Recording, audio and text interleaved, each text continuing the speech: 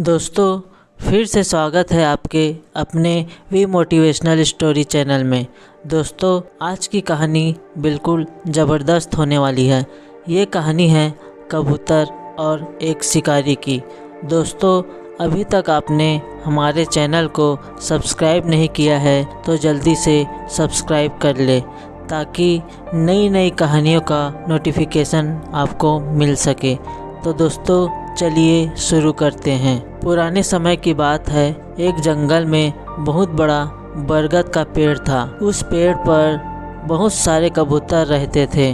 वो जंगल में घूम घूम कर भोजन की तलाश करते और अपना पेट भरते थे। उन सभी कबूतरों में एक बूढ़ा कबूतर भी था। बूढ़ा कबूतर बहुत ही समझदार था, इसलिए सभी कबूतर उसकी बात माना करते थे। एक दिन उस जंगल में कहीं से घूमता हुआ एक शिकारी आया। उसकी नज़र उस कबूतर पर पड़ी। कबूतरों को देखकर उसकी आंखों में चमक आ गई और उसने अपने मन में कुछ सोचा और वहां से चला गया। लेकिन बूढ़े कबूतर ने उस शिकारी को देख लिया। दूसरे दिन भरी दोपहर में सभी कबूतर पेड़ पर आराम कर रहे थे। उस दिन वह शिकारी फिर आया और उसने देखा कि गर्मी की वजह से सभी कबूतर पेड़ पर आराम कर रहे हैं। उसने बरगद के नीचे जाल बिछाकर उस पर कुछ दाने बिखेर दिए और दूसरे पेड़ के पीछे छुप गया। कबूतरों में से एक कबूतर की नज़र उन दानों पर पड़ी।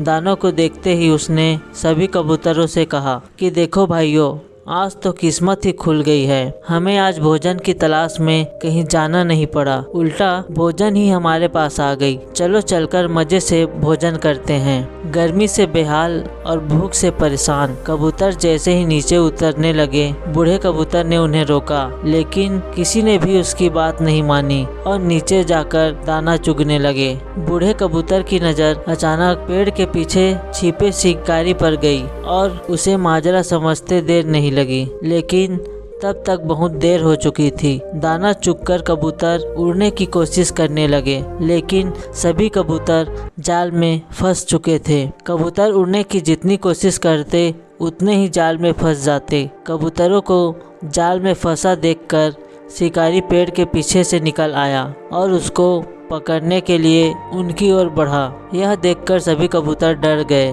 और बूढ़े कबूतर से मदद की गुहार करने लगे। तब बूढ़ा कबूतर कुछ सोचने लगा और बोला कि जब मैं कहूँ तब सभी एक साथ उड़ने की कोशिश करेंगे और उड़कर सभी मेरे पीछे चलेंगे। कबूतर कहने लगे कि हम जाल में फंसे हैं, कैसे उड़ पाएंगे। इस पर बूढ़े कबूतर ने कहा कि सभी एक साथ कोशिश करेंगे तो उड़ पाएंगे। सभी ने उनकी बात मानी और उसके कहने पर सभी एक साथ उड़ने की कोशिश करने लगे। उनके इस प्रयास से वो जाल सहित उड़ गए और बूढ़े कबूतर के पीछे पीछे उड़ने लगे। कबूतरों को जाल सहित उड़ता देख शिकारी हैरान रह गया, क्योंकि उसने पहली बार कबूतरों को जाल लेकर उड़ते देखा था। वह कबूतरों के पीछे पीछे भागा, लेकिन कबूतर नदी और पर्वत को पार करते हुए निकल गए। इससे शिकारी उनका पीछा नहीं कर पाया। इधर बूढ़ा कबूतर जाल में फंसे कबूतरों को एक पहाड़ी पर ले गया, जहां उसका एक चूहा मित्र रहता था। बूढ़े कबूतर को आता देख उसकी खुशी का